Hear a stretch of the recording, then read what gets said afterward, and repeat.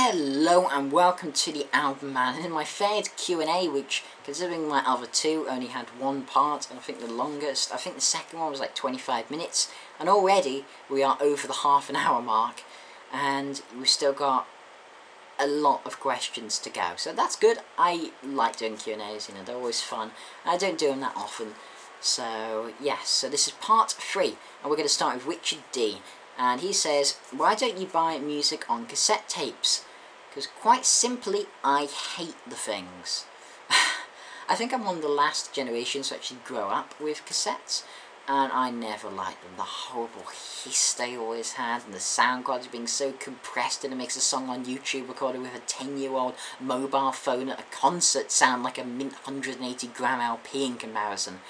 They were only really good for portability before MP3s and iPods and all that stuff. I mean, I still do. I think I have one tape, which is some Russian tape I got when I visited St. Petersburg when I was quite little, some traditional Russian music. Yeah. I used to like tapes to an extent, but mainly the tapes I had were just like random, like CBB type tapes or whatever. I don't even know. Long time ago. Okay, also I don't see tapes much, to be honest. I never come across tapes. Just never come across LP CDs, come across all the time. Tapes, no. Again, Richard D. Are you familiar with the 80s metal band Quiet Riot? If no, please check them out. I have heard of them, I didn't know any of their music, so check some stuff out. They do a great cover of my favourite Slade, or second favourite Slade song even, because Merry Christmas Everyone is the best. Come on, Feel the Noise, love that song. And yeah, do a cool cover, and their own stuff, yeah, it's epic, 80s hair metal. I love the music video for like Party Rockin' in the Night or something. Fantastic music video, so bloody cheesy, it was just, oh my god. I haven't laughed that much at a music video just because of how crappy it was. It was so wonderful, it was so crappy even, it was just wonderful. Like Tommy Wiseau's The Room, so crap, it's wonderful. Okay, this is going to be a long one, I'm afraid. Richard D. also asks, what do you please mean when they say Geoff Tate's Queensryche? I don't know the history on this, please explain. I'll try and make this as brief as possible, because it's not exactly the shortest of topics. Okay, so basically in 2012, the members of Queensryche fell out for various reasons, one probably being musical differences and tensions after 2011's abomination dedicated to chaos, which no one likes.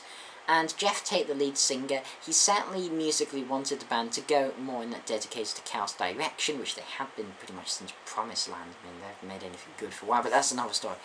And the rest wanted to go, I think, more back to the progressive metal roots. And also the rest of the band disliked Geoff Tate on a personal level. So Geoff was sacked from the band, and he was bitter about this, and formed a new band called Queensryche Imagination. No, it's basically he thought that he should have the right to the name as being the face of the band, but the rest of the original Queensryche also believed they had the right to the name, and so hired Todd LaTorre on vocals to replace Geoff, persuaded Harry Hill to just go fight. That would have sorted out a lot quicker, but instead we have two completely different functioning bands under the exact same name. So, of course, they are going to court over it, and the judge ruled either earlier this year or really late last year that basically until the next hearing in October they can both tour and record under the name of Queensryche. So that's why fans differentiate them by calling the Geoff Tate version Geoff Tate's Queensryche and the Todd LaTorre version Todd LaTorre's Queensryche, with Geoff Tate's being bloody shit and Todd LaTorre's being really solid. Okay, that's considering, and if I've missed out any details, for people who know this story well, don't. I'm trying to explain this in brief, okay? There's so much depth we could go into with this whole topic, especially this classic rock. There's one just tangent I have to go on. I like Classic Rock's news site. I use it as one of the main websites for the basis of Weekly Rock News. And oh my god, it seems to post a bloody story about Geoff Tate every other day for the past 3 months. It's bloody obsessed with it. I just can't cope with it anymore. I'm sick of it. Okay, Richard D again. Favourite Black Sabbath album? Heaven and Hell, of course, my favourite metal album of all time. Metallica or Megadeth? Metallica, hands down. Well, not really not hands down, but I like Megadeth a lot, but Metallica, definitely. I mean, albums like Ride the Lightning, Master of Puppets, and Justice for All, and Black Album, just, really only Rust in Peace, and maybe Peace. I don't know. Megadeth have a lot of good albums as well, but I would say I do prefer Metallica, yeah. But Megadeth, cool. How do you afford so many CDs and vinyls? I get asked this frequently. I'm not made of money in the slightest. I buy very, very cheap. Pretty much mostly second-hand stuff from like car boots and the like, flea market type things and whatever. And I never actually get that much money, to be honest, but I just spend what I do have wisely, make it stretch. Quite literally, if I see a CD or something that I want and it's, a quid, but I think it's only worth 50p, then I'm not going to pay that extra 50p. I'm quite miserly when it comes to things like that. Okay, we have now Inconquerable. It's a good name. I think this guy, he was previously called HIARARQ or something, which was a weird name to say the least. I think it's the same guy. If it's not, oh well. But I think it is. Who knows? Anyway, any thoughts on Miles Kennedy's band, the Mayfield 4? You should check them out for sure if you haven't before.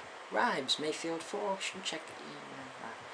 Okay, yeah, I think they're decent. I mean, anything with Miles Kennedy is going to be decent. Are they as good as Alter Bridge or his work Slash? No. He doesn't seem to have really fully developed his vocal style by that point. They're decent. Is there any chance we'll see that Soundgarden video? I remember you saying you would put one up about your thoughts on them. Did I? I don't really remember, but yeah, I think I may have said I'd do one on King Animal, which I never did. Many albums of 2012 never got around to reviewing. Don't know if I will now. I don't know if I'll review King Animal. In short, I didn't like it. I found it was on my list of 10 disappointing albums of the year. I didn't quite get all the praise for that album. It's alright. Yeah. So I might do another band review. I'm gonna do band reviews soon. So I might do them now. And lastly, or number 3 certainly, TV question. Do you watch Coronation Street? It's the only soap opera I watch and I love it, unfortunately. Huge guilty pleasure. Well, certainly not my guilty pleasure. I can't stand Corrie myself. I don't like any soap operas. I find them pretty damn insufferable. The only thing I've ever had to do with a soap, I think you can count it as a soap, but one time when I was really quite little, we went on a school trip to like the Liverpool dock, so like the Albert Dock, and I think Hollyoaks, would that count as a soap? I think so, I don't know. We saw that being filmed, and yeah, basically as they were like shooting stuff, we just like ran in front of them, just disrupted them, just like pissing all off. It was actually pretty amusing, yeah. And if that isn't even a soap, oh wow, I've never watched it. Okay, Inconquerable. Oopsie daisies, that was unplanned. God damn dodgy fake gorilla tripod. Okay, so while I try and fix this, I may as well answer. Have you ever listened to Skid Row by any chance? If so, what is your favourite song of theirs? Wow, which Skid Row? Lol. I'm going to take it you mean the 80s one as opposed to the 60s blues rock Irish band, which consisted of a young Gary Moore and even at one point a young Phil Lynott. But yeah, I'm just going to assume we talk about the 80s one. I'm going to be super boring and cliche here and say either 18 and Life or Wasted Time. You know, I like those songs quite a bit. Oh god, this camera is annoying me. Yeah. Oh, that's okay. Okay. I also love that like that Clock Strikes Midnight one that Midnight Strike uses as his intro. Maybe it's called Midnight Strike. I don't even know, but that's a good one. I like that one quite a lot as well. But yeah, Skid Row, awesome band. Really need to get their debut album. Okay, Mr. Abio 333.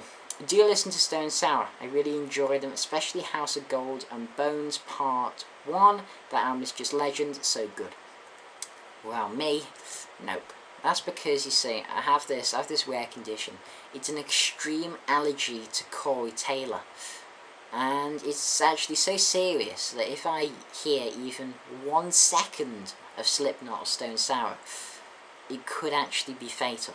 I mean, there's no cure for this. There's not, people have tried. There's just no type of therapy that can help this. It's, it's so no. I have to avoid it medically.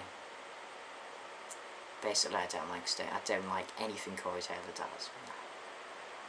No. Okay. EQP TV, another awesome reviewer that you should check out. Number 1, do you own any full band discographies? It depends really what you classify as a full band discography. If you classify it as every single Little Finger band has ever released, then I suppose maybe no. But if you count it as really just all the studio albums and sort of like official live albums or something, yeah, I'd say I do. So by my definition, Guns N' Roses, shocker. Nickelback, kill me.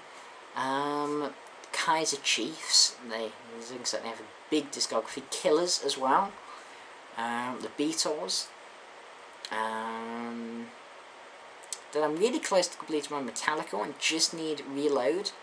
Muse, I just need Second Law, though why I'd want that is beyond me. And Dream Theater, I just need Daydream Unite. In fact, no, I think there's another live album. I think I need Live at the Marquee as well. But those did now have full Dream Theater discography. So yeah, that's pretty much. And number 2, what albums have you listened to the most amount of times? That's quite an interesting question. Some of them I just have on constant rotation. Leonard Skinner, God and Guns. I don't know if I ever get sick of that album. Just probably the greatest southern rock album that's ever been released. Just so damn catchy. Listen to the title track. Just, oh my god, is that album catchy. Yeah, just every single song on that is just absolute killer. All killer, no filler, amazing. Magnum's Into the Valley of the Moon King, another, just such, I love listening to catchy albums, I suppose, on loop a lot. Just love that album to death. How to say this one? My Chemical Romance is the Black Parade. I hang my head in shame. No, I don't really. I like the album. I don't like My Chemical Romance as much as I used to. I mean, they were at one point my second favourite band of all time, which they certainly aren't anymore. But I love the Black Parade still to this day. Still in my top 40 favourite albums of all time. Still love it. And this is another sort of, you're gonna be like, oh god, should I press the unsubscribe button now? I'm not sure. I want to be subscribed to a channel where the person, one of the most listened albums is the Pretty Reckless's Light Me Up. Yeah, I like that album quite a bit. I think it's very good. I think Taylor Momsen has a good voice. Say what you want, yeah, it's damn commercial. But I think of it, it reminds me quite a bit of Joan Jett, and I'm a big Joan Jett fan, sucker for Joan Jett. It's that type of very commercial, but with a slight edge, rock, and yeah, I like it. I do like it quite a bit. The Yellow Submarine soundtrack as well, that's something I don't listen to it as much anymore, really. I haven't listened to it for a while, but I listened to that so much back in the day. And in the last 2 months, I mean, I've listened to Radiohead's The Bends and OK Computer an inordinate amount of times, probably about 10 times each. Yeah, I like those albums a lot. Okay. Yeah, okay. So, still from EQP TV, number 3, do you listen to any modern bands in the metal scene? If so, who are your favourites? Let's see, Witchcraft, Orange Goblin, already talked about them a bit before, Woods of Eep, I suppose they're modern, even though they're, like, split up, rest in peace, David Gold. Evil, they're cool. I'm sure there's plenty more, I'm having a bit of a brain fart when it comes to modern, metal bands, but, I don't know, I'm definitely quite a few. They're just some I've been listening to be honest, in the last, in the last week, to be honest, so... There you go, in the last week there's some modern ones I've listened to, but there's plenty more, I just honestly can't think of them. Okay, it's time for, I suppose, one more. Maybe. Iron Metal 222. Congrats, Albman. My question is, do your parents know you review? And if they do, are they supportive of it? An interesting question. And yes, both my parents very much know that I review and have a very small YouTube presence. And yeah, they're very supportive of it. I mean, my dad even watches some of my content sometimes. So yeah, very much so. And I think we'll end this part off here, and we've still got quite a few questions to go for next time. So this has been Albman. Thanks for watching. Comment, subscribe, and as usual, long live rock and roll.